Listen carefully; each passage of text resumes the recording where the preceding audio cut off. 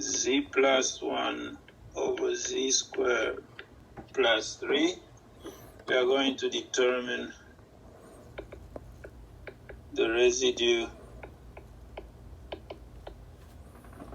at each pole.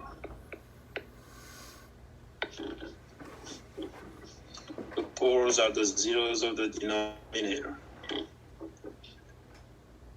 So poles are, you solve z squared plus 3 equals 0, and then you get z is either plus or minus square root of 3i. These are the two poles. Each one is a simple pole, right? Because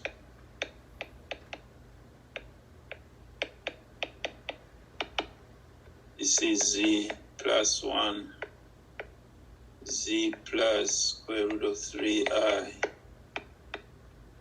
z minus square root of 3i. You can see 3i and minus square root of 3i and minus square root of 3i. They are each a pole, a simple pole. So to compute the residue at 3i, right, you're going to look at this as z plus 1 over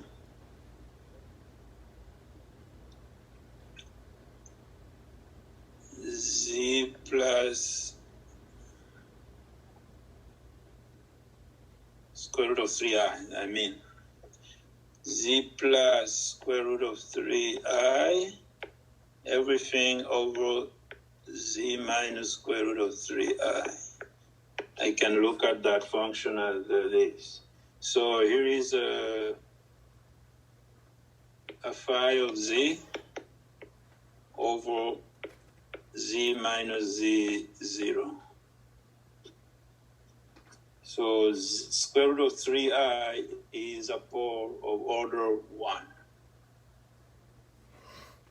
So according to the previous statement, the residue when z equals square root of 3i is supposed to be phi of square root of 3i. Yeah. So all we need to do here is take a square root of 3i and plug in here. So we're going to get a square root of 3i plus 1 over square root of 3i, square root of 3i. So I'll get a 2 to square root of 3i. And rationalizing here, you are going to multiply by I and divide by I. Negative square root of 3 plus I over 2 square root of 3 with a negative. Just multiply by I on numerator and the denominator. The negative was downstairs here, actually. So we have a residue that is 1 over 2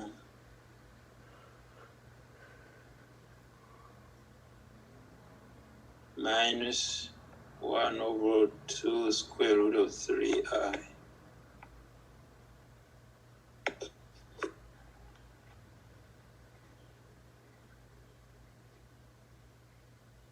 Now try to replicate that and do the residue at z equals negative square root of 3i.